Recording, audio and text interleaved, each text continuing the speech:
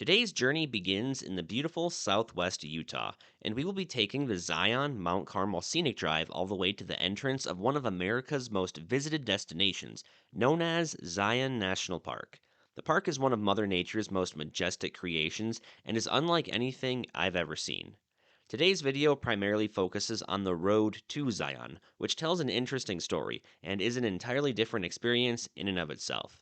You even have to drive through a very narrow 1.1-mile long tunnel just to get there, and we'll circle back to this in just a moment. There is two ways to get into Zion National Park. Let me show you. So this area in red here is the park, and this highlighted section is where all the trailheads are, bathrooms, lodge, etc., etc. And you can either take the west side entrance on State Route 9 into the park, which I think is the boring way, but I digress. The way we are going to be taking, which is the east side entrance, is the exciting way. There's the tunnel, the switchbacks, and you're just so immersed in nature. It's a non-stop visual dopamine rush the entire ride down. Once you make the turnoff onto Mount Carmel Highway, you don't have to go too far for things to get interesting. The road is pretty smooth, but it's also one hell of a roller coaster, so go slow. Otherwise, you'll be bouncing up and down like an emo kid at a Bowling for Soup concert. Now, just after a few minutes on this road, I spotted some wildlife in the distance, so I decided to pull over and check it out.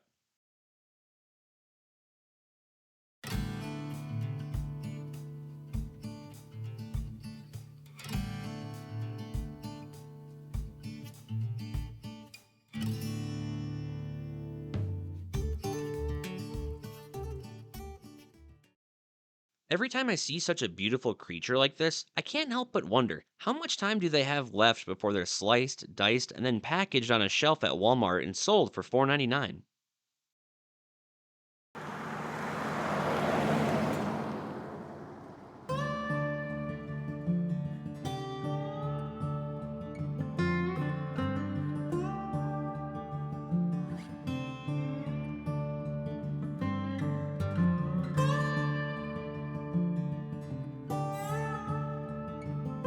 Once you make it past the checkerboard mesa viewing point, this is when you really get a sense of how different the landscapes are. Around every turn, there is jaw dropping views of the different sandstone rock formations. Everything is so unique, and it's a lot to take in. So, if anybody watching this video ever decides to come out here, make sure you pull over at one of the many viewing points to take it all in.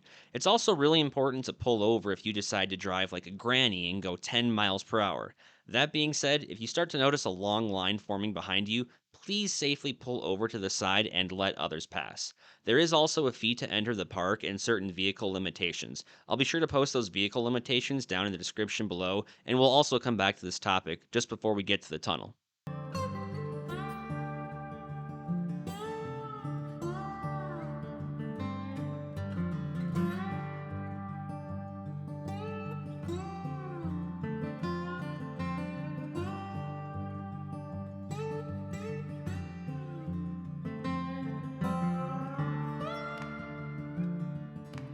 As we continued on down the road, we saw a large group of people standing on the side of the road staring out into the brush and taking pictures.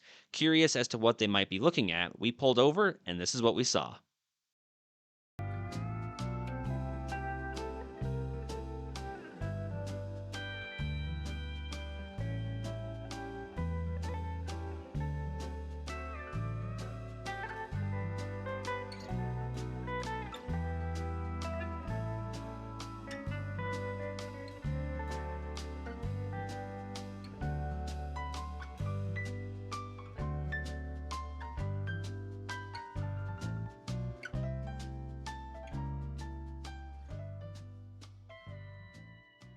The drive along Mount Carmel Highway is one that you really need to be a passenger of to get the most out of it. Even for me, I've been here 5 times since 2018, and it's always so hard to keep your eyes on the road when you're surrounded by these canyon walls. A couple of thoughts that always run through my mind are 1. How on earth was this nature masterpiece created? And 2. How the heck did they construct a road through such rugged and unpredictable terrain? Zion was formed through a series of erosion, uplift, which is when forces deep within the earth push the surface up, lithification, which is when loose sediments are compacted and turned into solid sedimentary rock, and of course, sedimentation. According to NPS.gov, 270 million years ago, Zion was a flat basin near sea level. Sands, muds, and gravels eroded from the surrounding mountains and streams and carried these materials into the basin where they were deposited in layers. As uplift occurred over the course of many years, this caused Zion's elevation to rise as high as 10,000 feet above sea level. This also gave greater cutting force to the streams, allowing them to carve out many of the canyons in and around the park. Even to this day, the Virgin River is still carving the canyon upstream from the temples of Sinawava, which is a trail within the park that leads to an even more popular hike called the Narrows.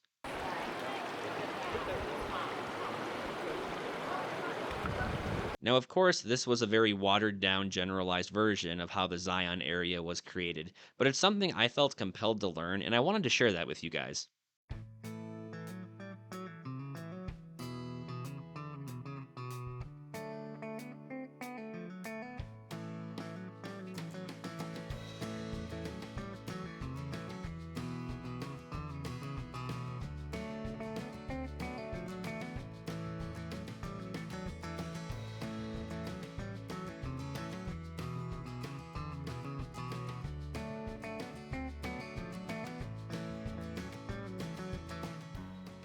We are now approaching Utah's longest tunnel, which is the Zion-Mount Carmel Tunnel.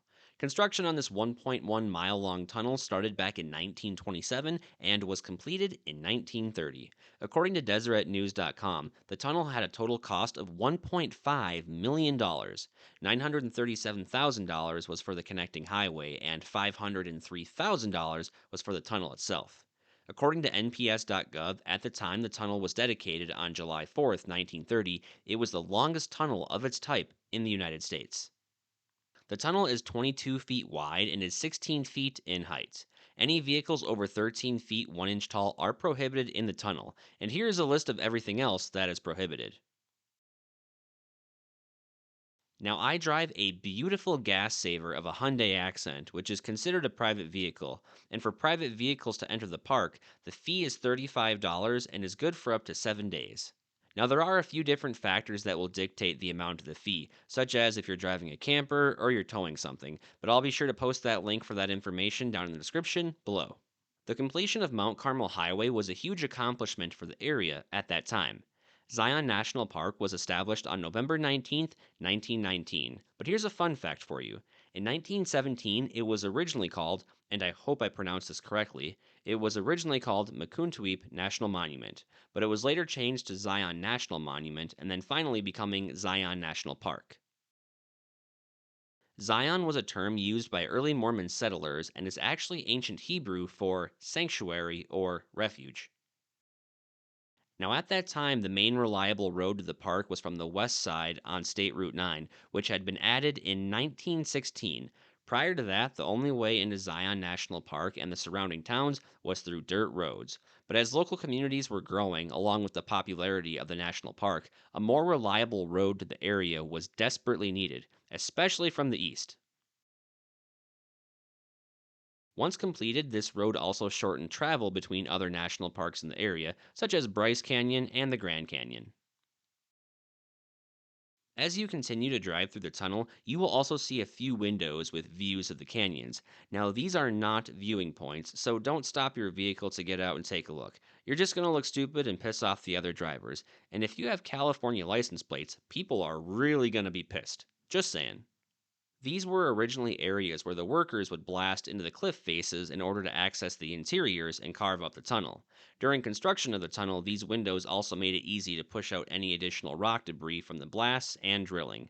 They also provided much needed light and ventilation for the workers in the tunnel. Now we are approaching another fun feature on the drive down, which is the switchbacks. There is roughly 3.5 miles worth of switchbacks, 5 hairpin turns, and this is over the course of an 800-foot drop in elevation. But as long as you go slow and don't do anything stupid, you'll be just fine.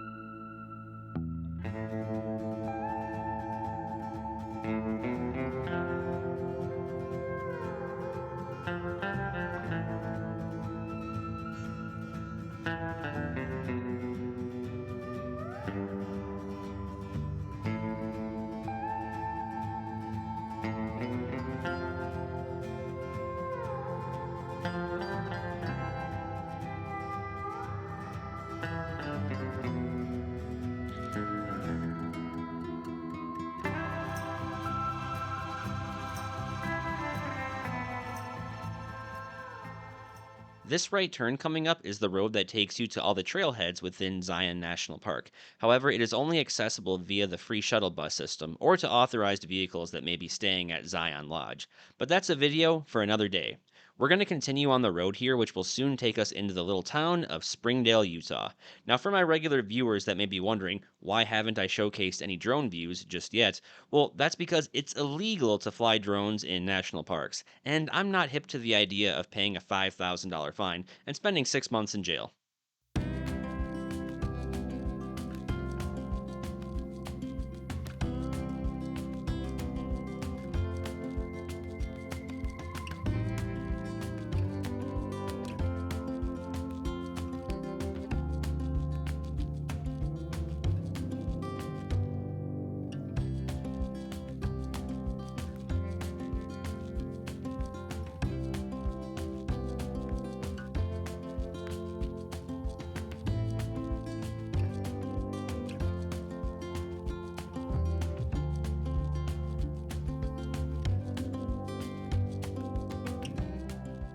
Once we made it into town, I stopped in at this little park just off the side of the road. I unpacked my drone, which is the DJI Mini 4 Pro, and the link for that drone will be in the description in case you want to check it out. And this is what I captured.